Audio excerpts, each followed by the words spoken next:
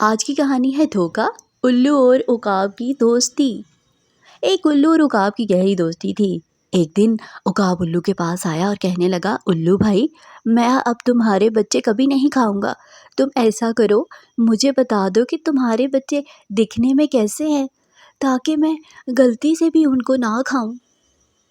الو سوچنے لگا اور اس نے کہا کہ یہ کون سی مشکل بات ہے، میرے بچے دکھنے میں ہی بہت خوبصورت ہیں اور تمہیں دیکھ کے ہی پتہ چل جائے گا کہ یہ میرے بچے ہیں اور تم ان کو نہیں کھاؤ گے، وہ سب سے الگ اور خوبصورت ہوں گے۔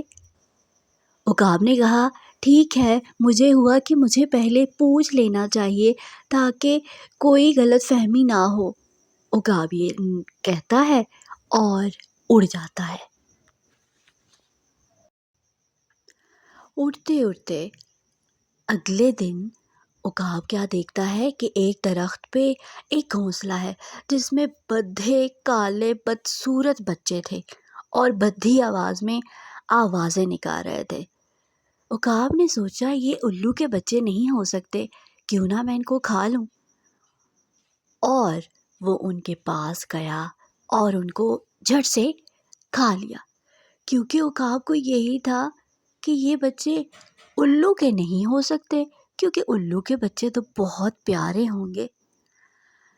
کچھ ٹائم بعد الو عقاب کے پاس آیا اور رونے لگا کہ تم نے میرے بچے کھا لیے، اچھا نہیں کیا۔